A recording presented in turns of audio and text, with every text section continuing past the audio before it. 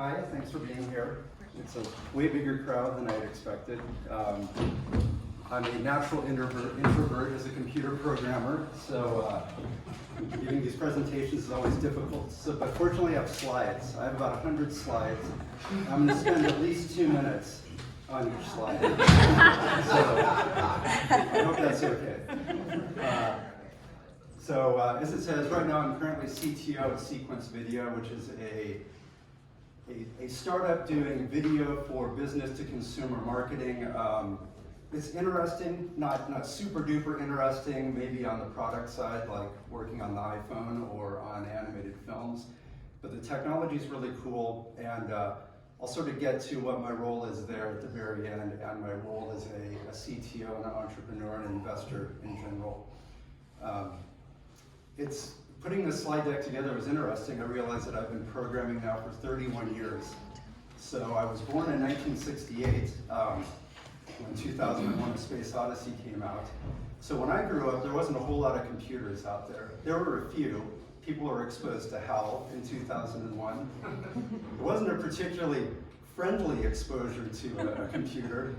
Matter of fact, things didn't work out so well, but ultimately Dave was able to get back in and shut HAL down.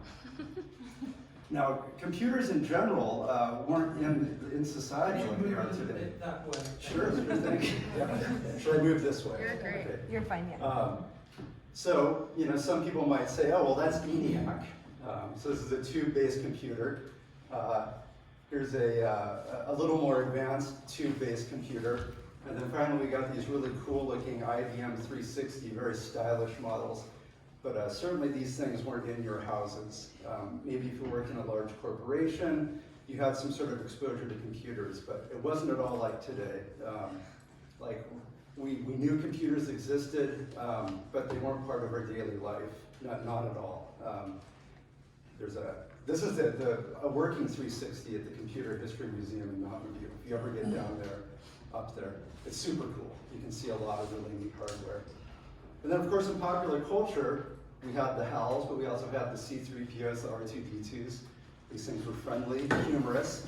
And then we had things like Mother from Alien, this coldly impersonal, amoral, no personality at all, just existing. And it's a little bit ominous when you deal with computers like this. Now, where I grew up on the farm, we didn't have much need for computers. Most of the things that I did revolved around getting up before sunrise, milking some cows, and going out on a paper route. So anything that I got exposed to computers was not like today. But we did have a local 7-Eleven that had some arcade games in it. And that's where I started to go, oh, computers exist like outside of science fiction. They exist outside of these giant corporate environments, and there's something that I can interact with. And also at that 7-Eleven, they had a pretty good newsstand, and there was a magazine there called Byte. And that magazine was great. In the late 70s and early 80s, they had these really cool covers. Computer graphics didn't look that great, so someone would paint these things, and here's a guy recursively looking into the mirror of imagination, is what I like to think of it as. And opening that magazine, it was pretty cool. And inside of that magazine was this amazing thing that you could buy for $200, the Sinclair ZX80, or then marketed in the United States as the Timex Sinclair ZX81. $200, sort of affordable, but still a ton of money in 1981. So I started saving. Now, we were talking about ominous computers or friendly computers. At about the same time, a movie came out that was actually made by computers. At least 15 minutes of it was actual computer animation. So there was a lot of cell animation, but some of it was composited into these computer-generated screens. Some of it was purely animated on computers. Here we have a bad computer, the Master Control Program. Fortunately, it gets defeated by Tron. But the neat thing about the movie is 15 minutes of purely computer-generated graphics produced by 3 important companies: R.A. Greenberg, Digital Productions, and III. And we'll get back to these guys later in my career. But when I saw this, I was like, wow, that's really cool. I want to learn how to make computers do something like this. Now this was the type of computer though that I had access to. My mom was a accounts payable clerk at a local electronics company, and they had this interesting mini computer called the Wang, maybe unfortunately named. But one thing it did have, and it might be hard to see, is there's these amazing books that came with the computer, Programming in Basic. So you could take this thing, and when I wasn't busy doing whatever it was supposed to be doing, I would have it be doing more interesting things like, I don't know, 10, go to 20, go to 10, and get it going in a loop, and then eventually cause the machine to crash. But this is my first exposure to actually sitting down at a computer. And then we got lucky at the school I went to. We were able to get some of these really interesting Bell and Howell Apple II computers. So it's a black Apple II. They called it the Darth Vader. And it was basically just a stock Apple II. They just stuck it in a black case so it would fit in with all the other Bell and Howell corporate stuff that was showing up, or that was already in schools.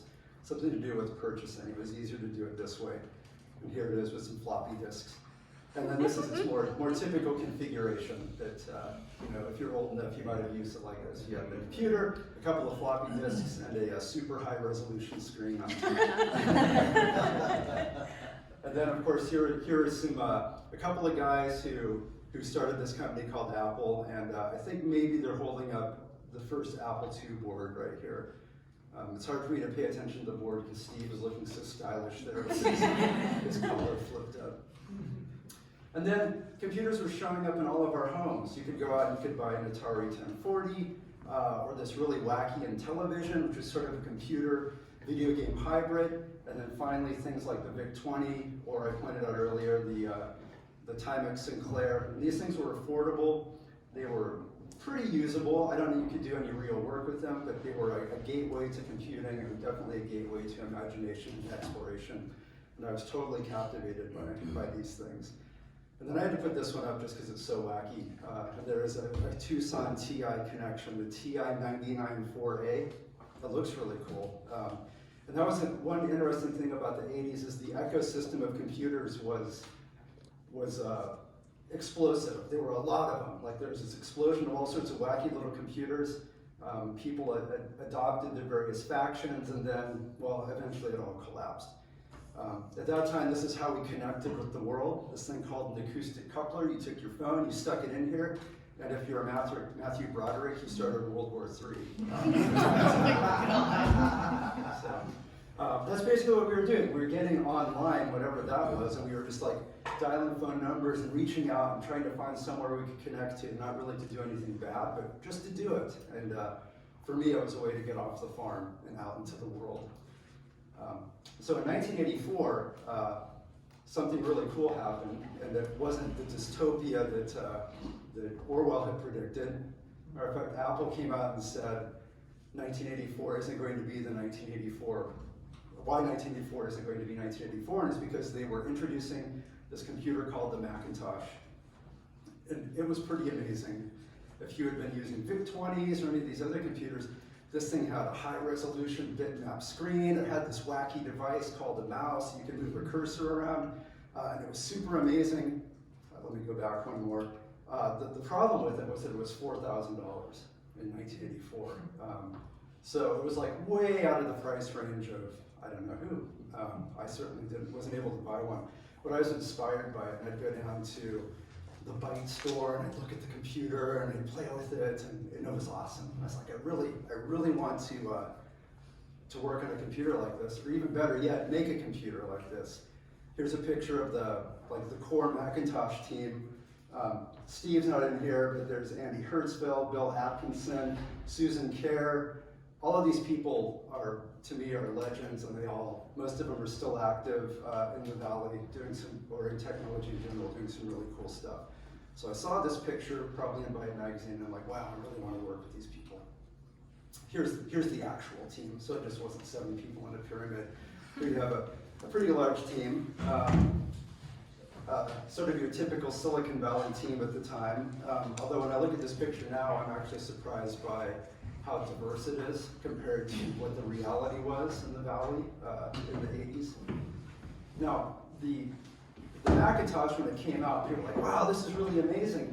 But in fact, a lot of these ideas had been created and come up with much earlier, late 60s and early 70s, in this place in Silicon Valley called Xerox PARC, or the Palo Alto Research Center. It was this idyllic place, it's still there, where people could go and think about computing and do cool stuff. And they came up with this thing, this computer called the Alto. And they actually, the first version came out in 1973. And here it is, it's got a mouse, it's got a bitmap display. It looks really familiar. Matter of fact, Steve Jobs and Bill Gates and many others all visited Xerox PARC and were heavily influenced by the work there, work Alan Kay was doing with the Smalltalk programming language. And later on, this came up in the look and feel lawsuit of the 90s between Apple and Microsoft, where they were suing each other over you stole our look and feel. And Bill Gates said something like, Steve suing us is like you breaking into someone else's house only to find that the TV has already been stolen. So everyone takes from a previous generation. And that's something that I've learned is that you think that you've come up with a good idea, and maybe you have, but you're just a turtle on top of another turtle. And there's turtles all the way down. And if you keep looking, you're going to find previous versions of the idea, previous learnings, things that people have discovered. And it's always good to go back into the history of computing and maybe in everything and look at some of the lessons that people have learned and some of their failures and their successes, and maybe you'll not go on a dead end or some other particular unfortunate use of your investors' money, which I have done. So around this time, I went up to Seattle to go to college. Now, I wasn't particularly good in math or science. I did okay. What I really liked was art and music, but I also liked technology. I liked video games. So I went to school, and I didn't really think of going into programming as a career. In fact, I think I was studying political science, like maybe it'd be cool to be a lawyer, which it is cool to be a lawyer. But once I got up there into Seattle, I discovered this really cool place at the University of Washington called the HIT Lab, the Human Interface Technology Lab. And they had this amazing equipment there, these things called VPL iPhones and data gloves and this amazing environment that you could like put on this device and you could go into a different world and move your hands around, and it looks pretty familiar actually. In fact, we've seen a resurgence of this top technology lately with the Oculus Rift, and there's a few other devices. But for me, this was like super cool, and all you needed was a $250,000 workstation. So it's like, how can I get near these $250,000 workstations? So I wasn't qualified enough to teach at UW. I couldn't really program the computer. So what I did is I went off to a program in Chicago at the Art Institute called well, it doesn't matter what it's called, but what they had was some computers, some silicon graphics computers in specific that I could learn to program on, but learn to create art with. So I did that. Chicago's really cold, and it gets really, really hot in the summer. So it's like the heat of Tucson, but then the brutal, biting coldness of everywhere else. And I was like, I have to get out of here. So I started looking around. It's like, what can I do with a computer that's accessible to people out that they can interact with out in the world? And I found a job creating these things called kiosks. So they sort of look like this, and you might remember them. They're still out there, but back then you typically walk into this thing in a museum, you sort of touch it, and it would slowly respond, mainly because it was powered by this laser disc. So you press this button, and the message would go through the serial port, and the laser disc would go somewhere, and it'd put up an image, and you touch it again. But you could program it. You could program this whole system with a Macintosh. In this case, it's a Macintosh 2FX, which was a $4,000 machine. It's amazing how they're always like $4,000. At that time, that was like the price point. But no longer did you need a $250,000 workstation or even a $10,000 workstation. You could start doing stuff that people, the general public could interact with using these types of computers, and that was awesome. So where I was working at the time was an advertising agency. So they were all about, we have to find clients, and those clients will give us money, and then we'll use that money to produce a product. It's really amazing. when people pay you and you make something. However, that's really not how entrepreneurship works. It can. So I was approached by a couple other people in Portland, Oregon at the time, and they had a company that was putting medical journals on CD-ROM, and they were selling these systems into doctors' offices, and then the doctors could access the things like the New England Journal of Medicine, or my favorite, renal tumors of children.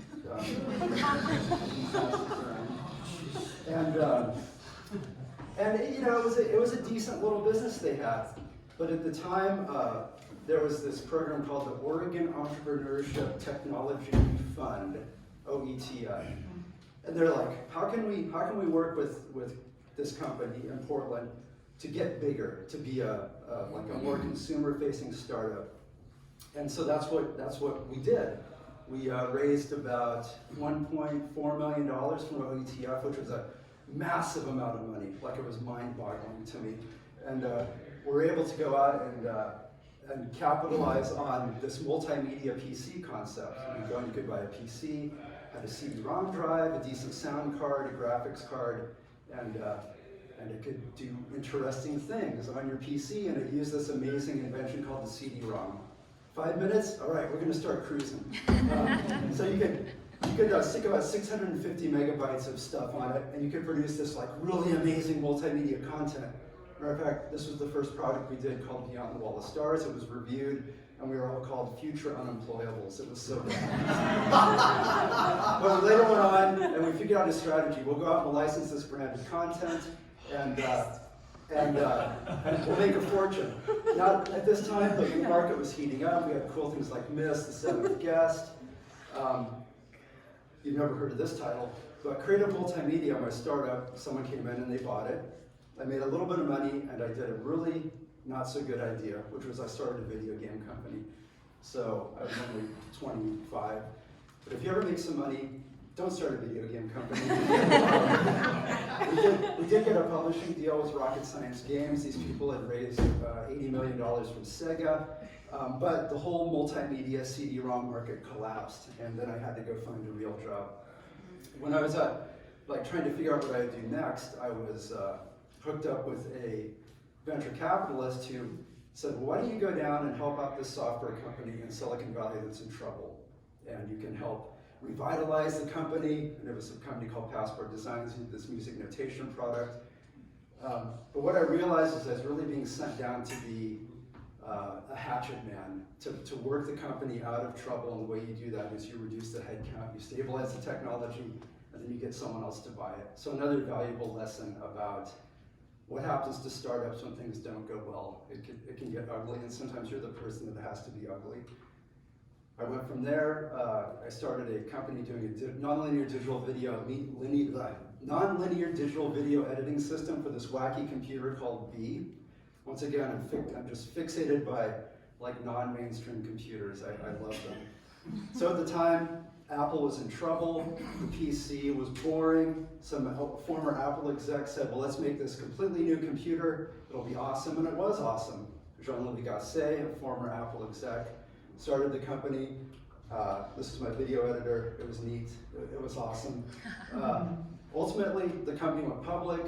It did well, but ultimately, Apple was looking for a new operating system. It was talking to B, and it was talking to Next, and they chose Next. So B, immediately the stock price collapsed. Apple got Next, a really good idea for Apple. So I said, well, B is going out of business. I'm going to go join this company called Easel. So there's Andy Hertzfeld, Bud Tribble. Some of these guys were in that pyramid picture.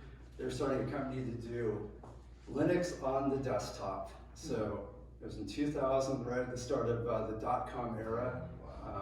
Susan Kerr was there. It was like the coolest thing. It was like working with the original Apple team, except it was on Linux. And it was right during this .com bubble burst. It goes up, so that led to like a really bad decade in the market. But so Easel collapsed. So Andy Hertzfeld got on the phone, and now Steve had been at Apple for about 18 months, and he said, I built this really cool team at Easel. I think they could really help you out. So he hired us all. the next day we all just like drove down the street from Mountain View to Cupertino and started at Apple. So at Apple, I worked on Finder, Time Machine, Spotlight, it's that little thing in the corner, and then this other product called the iPhone. So I worked on that for a year, trapped in a dark dungeon of society. Thank you. But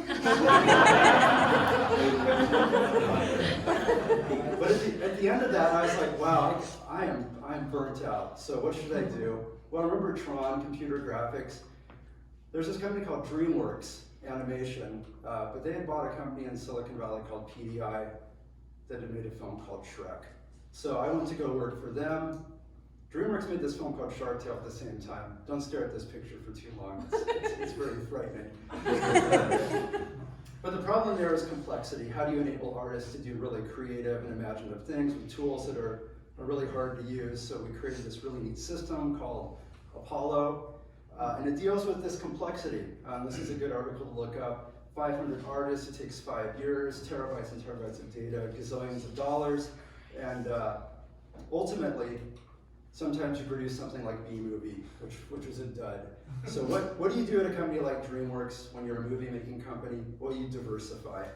So we went into creating mobile apps. We took a small investment from DreamWorks, made this mobile app, which was then acquired by Yahoo. I'm not going to Yahoo. So with a couple other people, I went out and started a company called Top Line Game Labs, did a $30 million raise to do sports betting. We were able to hire Tom Brady with that money. Unfortunately, this is the marketplace for online sports betting. And now if you look at that map, it's probably mostly, red means you can bet there, but it's probably inverted. Or it's, all the gray is now black, like they've sort of banned it everywhere. So that wasn't so good, and then I went into my sort of CTO, floating around, helping out other companies. I did something with Trainer. This was a wearables device that could track your exercise before the iWatch. A music app called Whirly. It's pretty cool. And then up to Seattle to go work at Amazon. So I was doing the startups, and I thought, well, I'll go back into the big company life. That wasn't for me, but it was very interesting. And I was able then to leave Amazon and go do another thing with music. So this is a music notation app on iOS. You can draw music. It was really cool, and no one wants to buy it. So unlike you, I left Seattle without selling my startup to go do some other things, and finally end up here in Tucson. So I really work with Stage.io, which is a venture capital company, and I'm sort of the CTO that gets deployed to help out their companies. So once again, I'm helping out some companies that are on the upswing and some that are on the downswing, and it's been really interesting.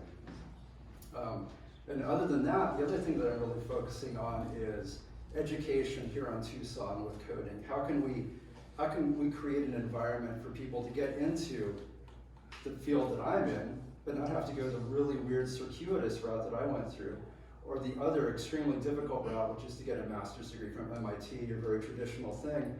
And is it coding boot camps? Well, I don't think so, but there's a curriculum out there, and we're going to be doing some programs with Startup Tucson to try to figure out what those classes are. So yes, we'll have a class coming out soon, experimental, but if you're interested in learning how to program, but you're not a programmer, and you don't like math, it might be. It's not for you. And then the other project I'm working on is common sense and AI. This is a big topic right now. It's like, what is common sense? What is AI? What is AI? Well, right now what we see as AI is just statistical optimization.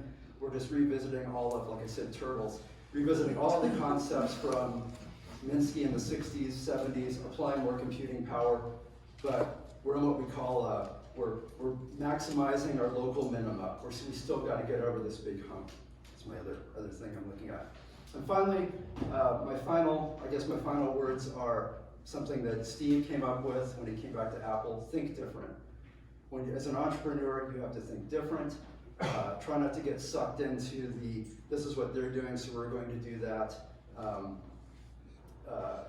Be creative. Don't be discouraged. Be inspired by leaders, but don't necessarily aspire. You can be inspired by Steve Jobs, but you don't need to aspire to be him. And that's it. Thank you very much. Thank you.